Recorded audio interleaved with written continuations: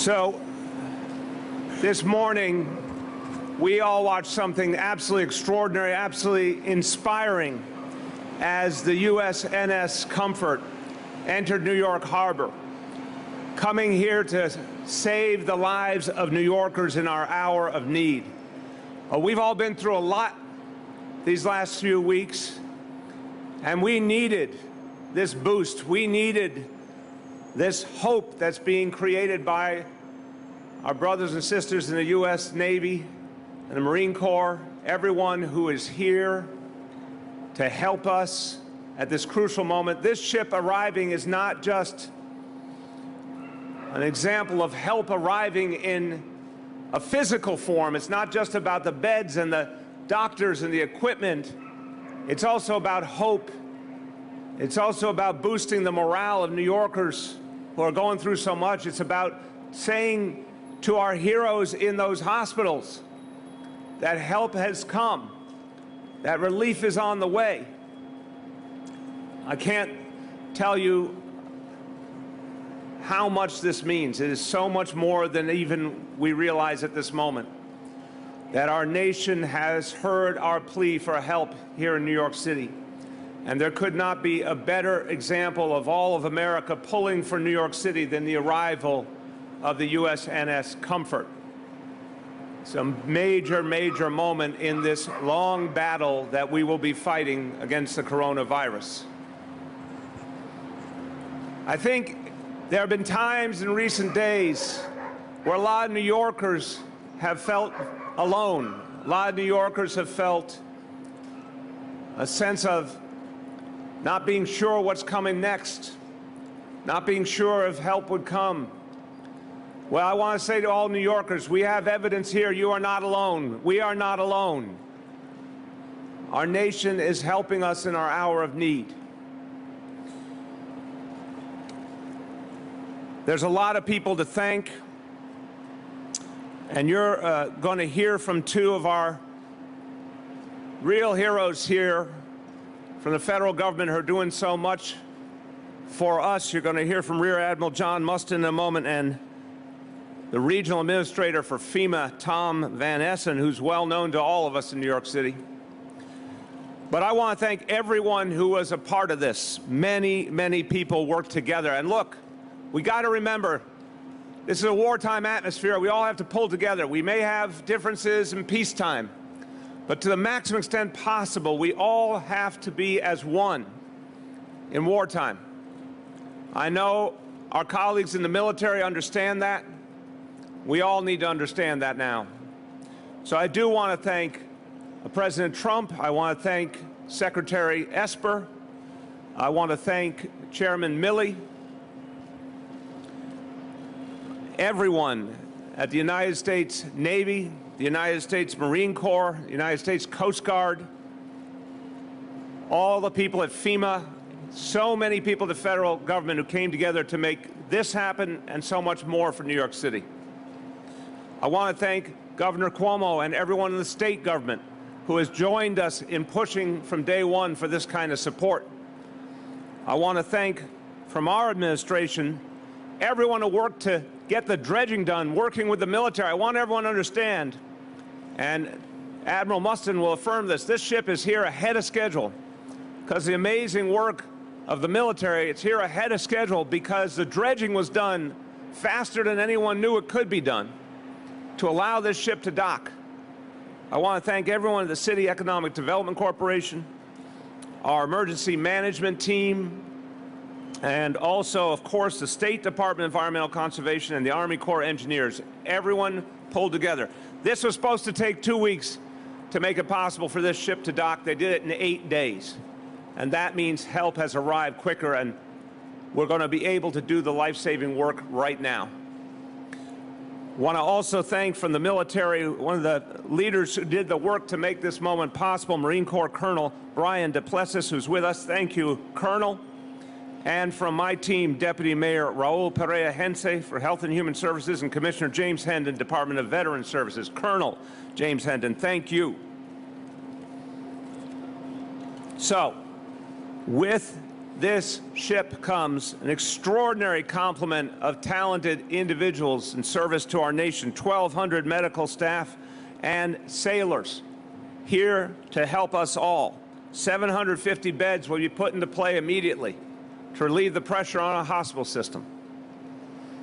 Let me be clear that this is such a crucial part of the plan we are putting in place, but I want you to understand the sheer magnitude of the plan. We need to triple our hospital bed capacity in New York City by May. The number of beds we had at the beginning of March have to triple by May. It is a daunting task, but we got a big, big boost. The arrival of Comfort. This is like adding a whole nother hospital to New York City. It's like, think of all the big hospitals in New York City, Bellevue and all the other famous hospitals we think of. It's like another one of them just floated right up to help us right now. And I hope New Yorkers know that this is something we've been fighting for, and we're going to be fighting for a lot more help, because this is just the beginning. My job is always to tell you the truth, and I'll tell you when we get the help we need, and I'll tell you when we need more help. I'll tell you when we're getting into the thick of the battle, and I'll tell you when we're out of the battle. Right now, the toughest weeks are still ahead. But we are grateful. We are grateful for every doctor, for every nurse, for every ventilator, for the supplies, for the beds, for everything that's come from the Comfort and everything that has come from all over the country. And I have to tell you, it's the federal government, it's the state government, of course, but it's also the companies that have come forward offering help, people we've never met, individuals who've come forward with supplies, healthcare workers who have volunteered. It's the United Nations, which came up with 250,000 surgical masks and got them to us right away. We're seeing amazing offers of help, and people are moving fast to get help to New York City, and we appreciate it. We need it. So let's look forward. Let's pray. There's going to be a lot more days like this when people can see our nation stand by us. And then I affirm to you, when the battle is done here, New York City will stand firm for the rest of our nation. New York City will be the first to donate to the rest of our nation. We will send the ventilators, the supplies. We will ask our doctors and nurses to go to the front wherever it is in this nation, because our country was there for us, and we will be there for our country. A few words in Spanish. Este barco es un símbolo para los neoyorquinos. No estamos solos en esta lucha. Haremos todo lo posible para tener la capacidad que necesitamos. A otras ciudades y estados, vamos a estar allí para ustedes como ustedes han estado allí para nosotros. With that, I want to turn to a guy who's been a hero before for this city, and we need him to be a hero again, and I know he is already rising to the occasion. He helped lead New York City through our darkest hour on 9/11. He was then our fire commissioner, and he did an outstanding job under the most adverse circumstances our fire department had ever known. When he became the regional administrator for FEMA, he could never have imagined this day, nor could any of us. But I said to Tom earlier, thank God he is where he is now. I think God had a plan for him because his city needs him again. My great honor to introduce the regional administrator for FEMA, Tom Van Essen. Von Essen, my apologies. I kind of vanned that. Thank you, Mayor. Yeah, it's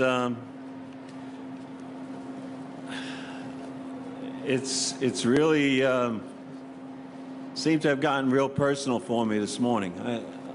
About 2 weeks ago, we moved our regional response recovery coordination team down to a naval base in Earl, New Jersey, where we have an operations center, and we're able to get people off public transportation. We have all our equipment down there, or set up there. It's really good setup. It was built during Sandy at a naval base. So we have about 35 people working there every day. late into the night, working to try and accommodate everybody we can in New York City, New York State, New Jersey, Puerto Rico, and the Virgin Islands. That's what Region 2 is at FEMA. So I've been down there the last 2 weeks, and I came back for this today, and I was driving on East River Drive, and I looked across by 14th Street, and I had a flashback to the morning I was driving in, and they told me a small plane had crashed into the Trade Center. And life changed at that time. And I remember having the comfort come then, you know, I don't remember when, a couple weeks later or whatever. And we didn't need it for what we need it for today. We didn't need it for people who needed hospital care. It wasn't necessary, but we brought it in. We needed it for crisis counseling for a lot of fire chiefs and police officers who were really overcome with the grief and the death that they faced with their friends and people that they worked with. And we needed it to house federal workers and give them food and everything. And we got it out of here and we started putting them in hotel rooms. But I'll never forget the feeling, and I talked about it this morning, the names are perfect, the comfort and the mercy. And I was told they were here in 1918 for the pandemic we had then. Not these particular ships, but their predecessors. So the federal government has always been here. The Army, the Navy, the Marines, they've always been here for us when we needed them. And they're here again for you now. And for me, the flashbacks I get, knowing that the city is under such stress now, it's real personal for me. The fire department, I spent 30 years in it, so when September 11th happened, it was personal. It was friends, it was leaders, people I had worked with. Everybody was affected by September 11th. And that's what's happening now. Everybody you know is affected by the coronavirus in one way or another. A friend, a relative, a loved one that you can't go and see because they're in quarantine, or you don't want to. I mean, I stopped to see a 100-year-old lady last week and just, you know, talk to her from 6 feet away. And I know everybody's doing that, and it's important. But this is a big-time visible sign of what our government is like when we put it into action. And the mayor said it. And it's really, I'm really proud to be part of it now. I know how tough the people of this city are, and I've seen us take on some seemingly insurmountable challenges. Once again, we need to do it. Once again, we need to be together, 6 feet apart. I saw the mayor taking pictures with some of the military folks. I never noticed it before, taking a picture with someone who was 2 or 3 feet away. It's weird. It's really strange what we're all going through. But it's necessary, and it is going to make a difference. The more we separate, the more everybody stays away, the better off we'll be, and the faster we'll get out of this. But thank goodness now, help has arrived. It's going to make a big difference. FEMA's working with the city, with the state, to supply everything we possibly can, working with HHS to get as many medical people here as we can, people to help us with the forensics and the mortuary problems that we're going to have, because we are going to have an awful lot of folks that aren't going to make it. But we're doing the best we can, and it's an honor to be back in the middle of such a tough battle that we have in front of us. With September 11th, it seemed like every day we were fixing stuff, and it was getting slightly better. The grief, of course, was enormous, but the operation seemed to get slightly better every day. With this, it seems to be, we're not there yet. It's not going to get better. It might not get better for us here in the city for weeks, maybe a month. I hope not. I don't know. I listen to Dr. Fauci and hear about models and worst case scenarios, best case scenarios. We just don't know. So we are preparing for the worst case. And that's all we can do at this point. And we're doing a good job. And we're here for you. Thank you. Thank you so much, Tom. Now, such an honor to bring to you the military leader of this effort. He comes from a family long connected to the U.S. Navy.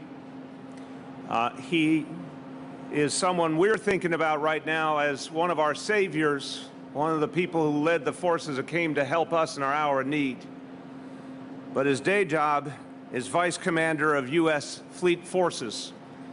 So he has a big job and a lot to think about, but right now his mind, his heart, his soul is focused on New York City, and I'm proud to say he is also a resident of Manhattan and has a family here and understands what we are all going through. And I just want to express, on behalf of 8.6 million New Yorkers, my gratitude for your leadership and for all the men and women who serve under your command. An honor to present to you Rear Admiral John Mustin.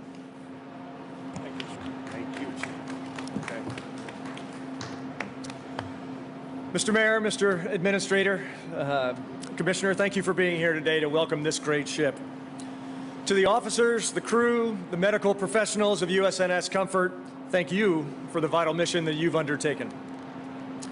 I'd also like to recognize and thank the many contributors who worked tirelessly behind the scenes to make this day possible.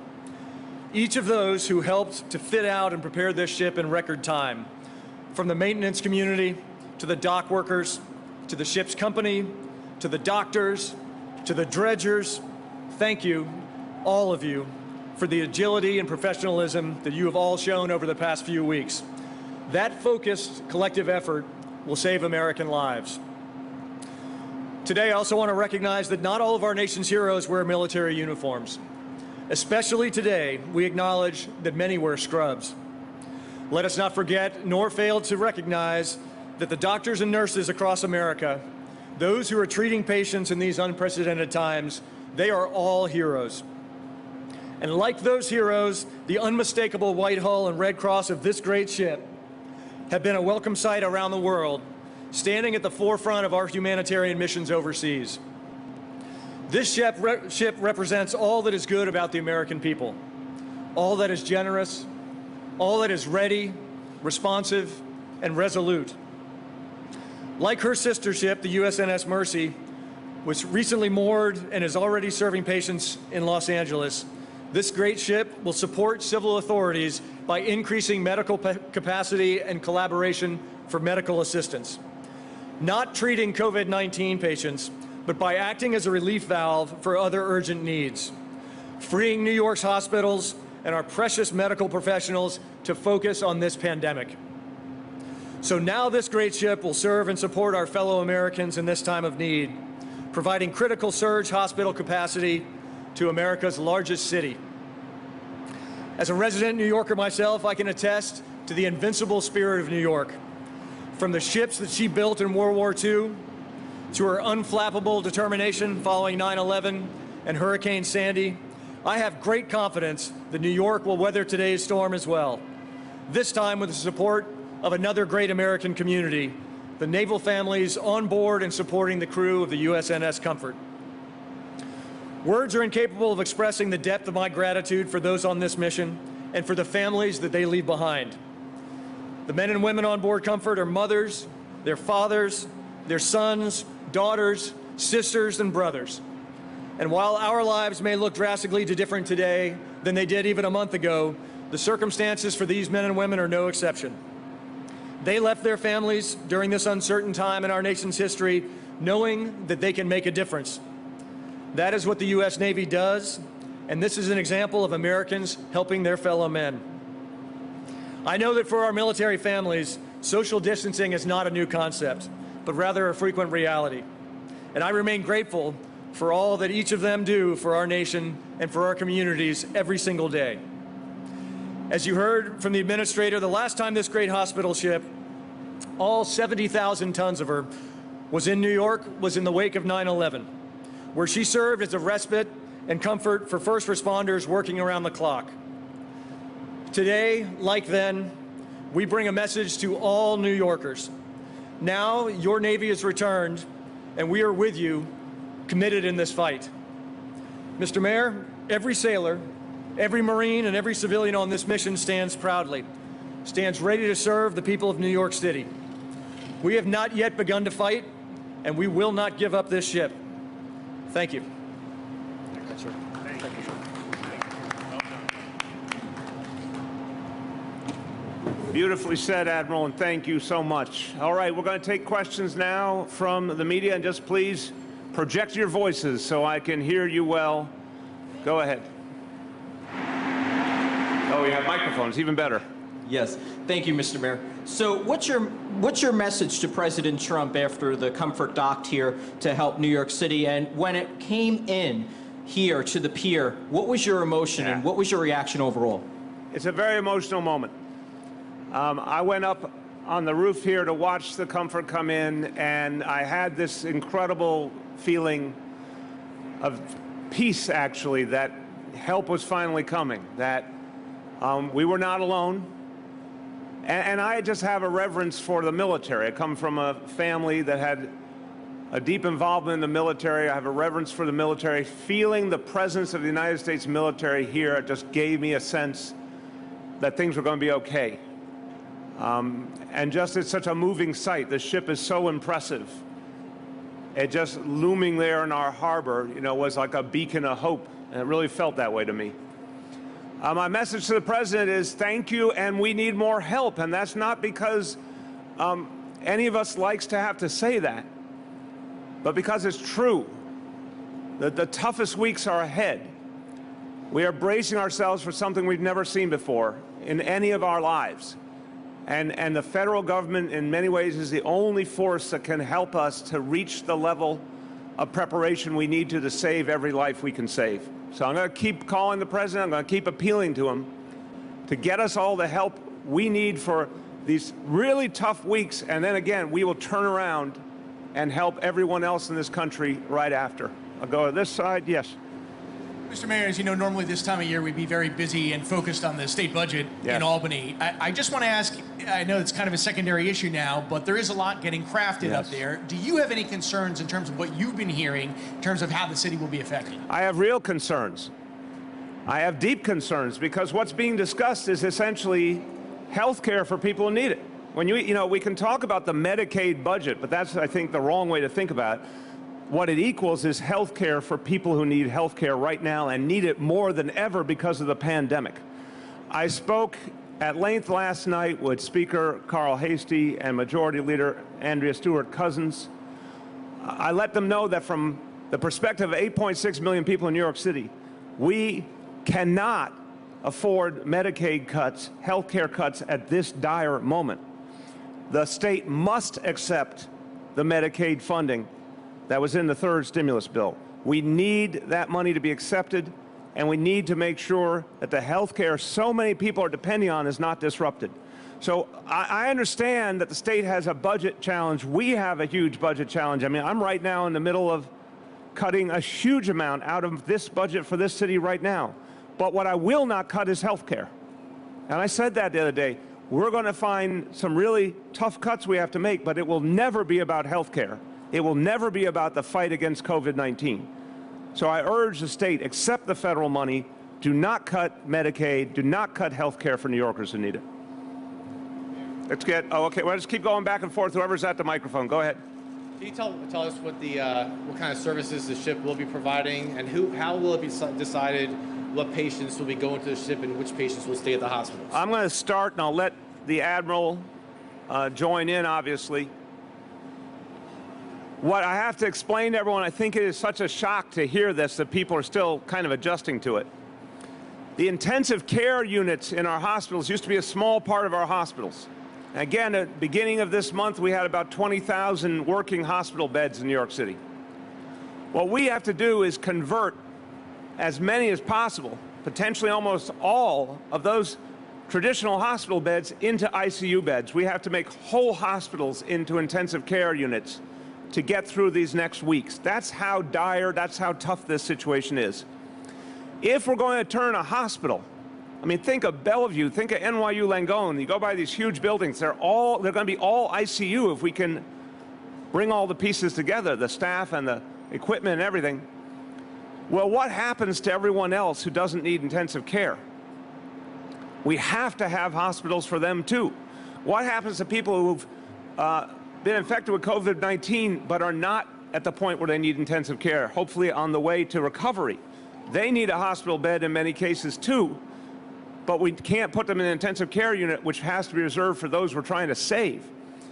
So what the USNS Comfort allows, and Javits Center and so many other places being developed right now, is the ability to take all those other patients and give them care.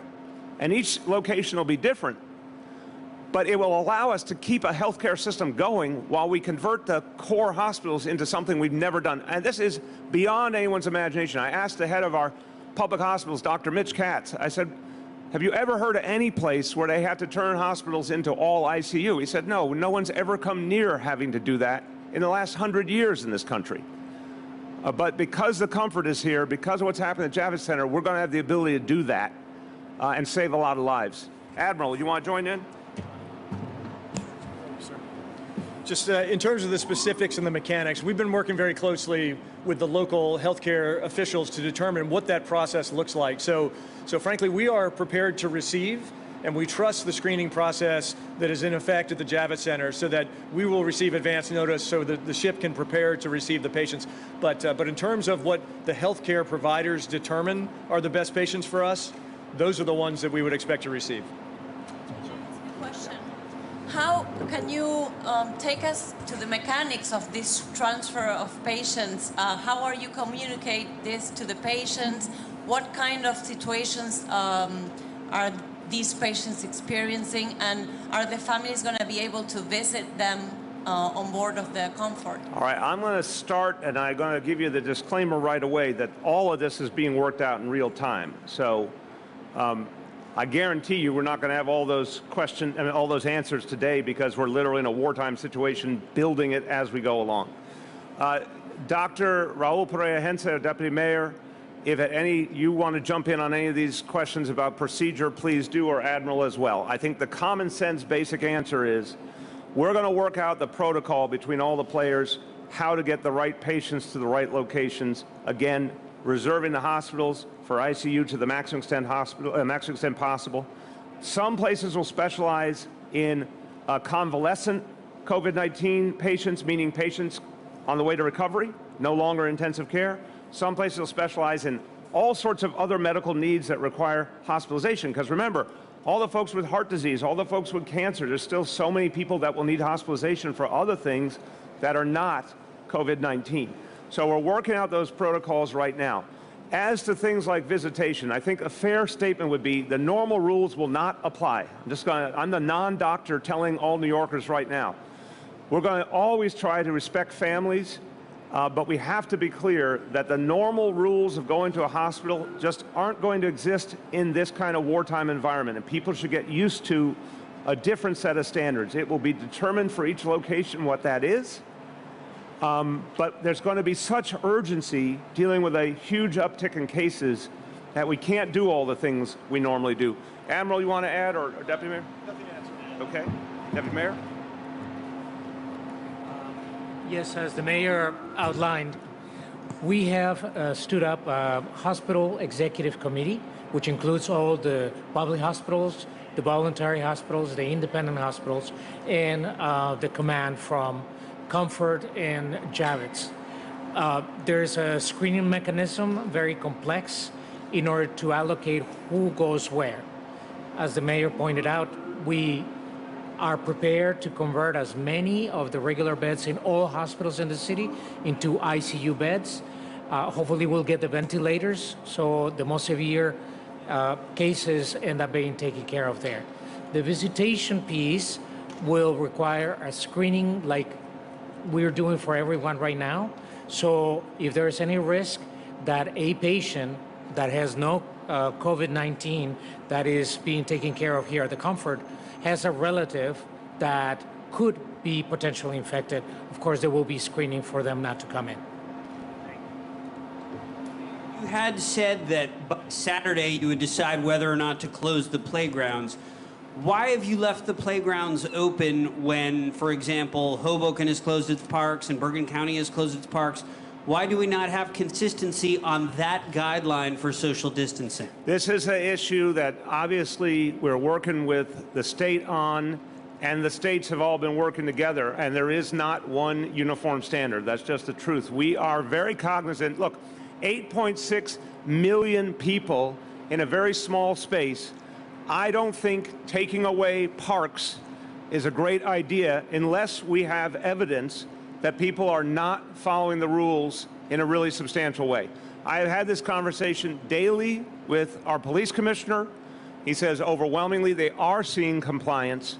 We know warmer weather is coming, not today, but warmer weather is coming. We're going to watch carefully. What I said yesterday is this. Right now, the police and all our agencies are authorized to use fines. We've given enough warning, enough education. Anyone who, if you, Andrew, were in a park and an officer said, sir, you're not practicing social distancing, I need to move, and you said, I'm not going to move, they're going to say, sir, you're about to be given a fine. This is your last chance. And if you don't move or you don't follow the instruction, you're going to get a fine. If we see any basketball courts where there's games going on and we've warned people to stop, we're going to take down the rims. We're going to take out tennis nets. We're going to take out soccer nets, whatever it takes. On the playgrounds, if we see individual playgrounds where there's non-compliance, we can close the playground. If we see it broadly, all the playgrounds will be closed. But to date, based on the sheer facts coming back from the police department, parks department, non-compliance is limited. You will find some instances, I'm sure you will, Andrew, but not enough to tell 8.6 million people they cannot have parks, and that's the balance we're trying to strike. Thank you, Mr. Mayor. Yesterday we heard the pretty scaring numbers from the federal government. Do you have any particular forecast and scenario for the city? I mean, particular for New York City. I've been real honest with New Yorkers. At this point, we assume at least half of all New Yorkers will contract this disease. Again, consistently we see for 80%, that means, thankfully, a fairly mild experience that they get through okay, recover quickly. But right now, at least 50%, it could be substantially more. We see this horrible increase in the number of deaths. And I've been honest, I think the weeks ahead will be tougher. To date, I still fear that the worst is not going to be April, but actually in the beginning of May. But no projection is perfect. I guarantee you, and I wish I couldn't, but I guarantee you that April is going to be exceedingly tough. And we have to understand that any projection of things being all okay by Easter, there's just no way that's true for New York City. This is a question actually for the former Fire Commissioner, Von Essen. Hi, Commissioner. Can I ask you a question? Over here. Hey, welcome back to New York. Oh, thank you. I never left. Well, great to have you here now. I'm wondering, you mentioned mortuary logistics. What are you working on right now? What's the current city capacity to hold the deceased? And is there any consideration of turning places like MSG, Madison Square Garden, into a mortuary facility? No, fortunately, we're not thinking of anything like that. But we are sending refrigeration trucks to New York to help with some of the problem on a temporary basis. I was speaking to Commissioner Criswell this morning. We've sent, the military has sent 42 folks to the Manhattan Medical Examiner's Office to help over there. And we need, New York City has, we in New York City have a desperate need for help over in Queens, and we're working on that as we speak. There's folks trying to put it all together. There's only so many of these teams that the military has. We have 50 states and a couple of territories and commonwealths that we're trying to not hold back resources, but trying to make a plan ready that works for the whole country. So it's difficult, but everybody's trying, and we will get more help here for New York. Thank you, Mayor. Clearly, as you pointed out, this is a very visual representation of the help that's arrived. But can you give us a clearer sense of how much more help is going to be needed?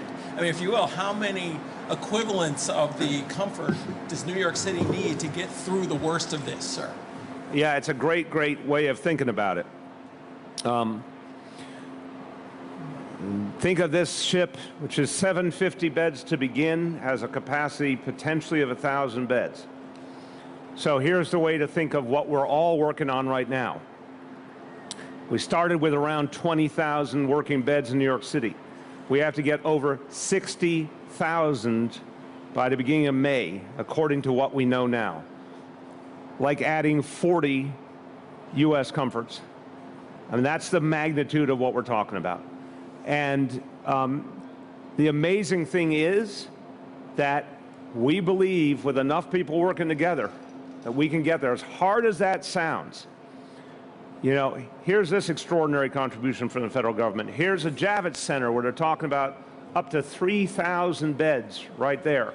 the surge capacity in the hospitals, where every hospital is adding 50% more beds. That's on top of that original 20,000. They're all finding additional beds to add in their facilities, creating new spaces. Mitch Katz said a long time ago, he can turn a cafeteria into an ICU if he needs to. He can put up a tent in the parking lot, turn it into an ICU. And then the hotels and the other buildings that we'll be moving to. So it's a Herculean task. It's never been attempted in the history of New York City. We believe that's the number. We'd love to find out it's a lesser number. But that's the number we're shooting for. And I believe with enough work, enough creativity, enough teamwork, we can get to it.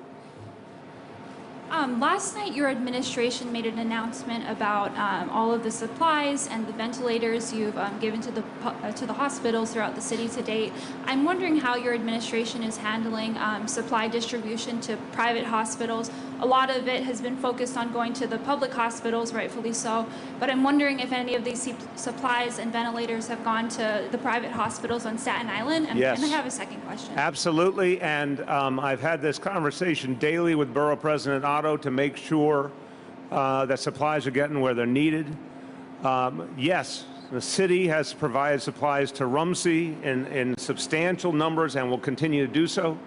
The supplies for Staten Island University Hospital come from a combination of sources: state, city, Northwell, the Northwell Hospital system. But I'm keeping an eye, and my team is, on all of it. We really don't see a separation between public hospitals, voluntaries, independents in this kind of situation. We're all working together. Remember the other day, we got in 400 ventilators from the federal government. We sent 100 to the public hospitals, 300 to the voluntaries and independents. So that's going to be the pattern, not necessarily that percentage, but that approach. We're all sharing to make sure at any given moment a hospital has what it needs. Go ahead. How are you guys planning to get Go ahead.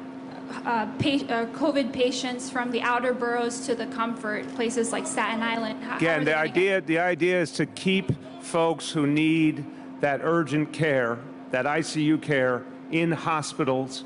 That will be converted increasingly to ICU care. Folks who do not require ICU care but do need hospitalization for COVID-19, the goal is to keep them as close as possible, of course, to their home and in their home borough. So we're continuing to build out capacity in Staten Island, and we will continue, as in every borough. Can you hear me? Yeah. With rent due tomorrow for many people, wanted to ask about a proposal from some local officials who want to allow people to apply their security deposits to next month's rent. Do you support that? Are you doing anything to make that a reality? I do support that, and I think my understanding is that we need some kind of state action to allow that to happen, but I think that's exactly the right approach. Look, everyone's hand-to-mouth, or so many people at least, are hand-to-mouth right now. Their income has just been blown away. Federal help is coming, but that will take time. People need help right now. Applying the security deposits, actually, it helps the renter to pay the rent. It actually helps in many cases landlords, especially smaller landlords, because that money is in escrow right now, and the smaller landlords need money to get by as well. So it frees it up for them. There has to be some process to eventually restore that deposit, over time, maybe an installment plan over time. But immediate relief is needed. So I think it's a great idea. We're working with folks at the state level to see how to make that happen. Okay, go ahead. Mr. Mayor, in terms of, you've talked about the ventilators and the hospital beds. Where are you at in terms of the PPE for the hospital workers, nurses, doctors? Where we stand on that? So on personal protective equipment, this week, and I'm always giving you this update week by week, if it ever turns into needing to tell you day by day, I will. This week, in terms of personal protective equipment for our hospitals, we do have a sufficient supply. We have sent it out and continue to send it out around the city. Hospitals, this is something Dr. Katz said yesterday, everyone has to keep in mind. Hospitals are teaching their professionals, their healthcare workers, a new way of handling this equipment. Because until there is a truly ample supply like there used to be in peacetime, folks are being trained to handle the supply differently, to stretch it out, to reuse it whenever safe. That's a whole different way of life. And instead of seeing in the supply closet, you know, a month or two supply, people are seeing less. They're seeing days or a few weeks. And I think it is understandably unnerving to the healthcare professionals. But we're all working together to help everyone understand a new reality for this moment in history. The supply today is sufficient. It will take us into next week. The thing I'm worried about right now is ventilators overwhelmingly. I've asked the President and the White House for 400 more. We will take them from any source. If 400 more come in some other way, that's great. But we need that to make sure we will get to April 5th okay. As we approach April 5th, which I've said is a day I'm really concerned about in terms of equipment and in terms of personnel, I will update New Yorkers as to whether we have enough to get through the next week. But that's how tight it has been. Number one concern, ventilators. Right behind it, the need for more doctors, nurses, respiratory therapists to actually handle ICU capacity and give some relief to these health workers who have gone through so much. Yeah. Go ahead.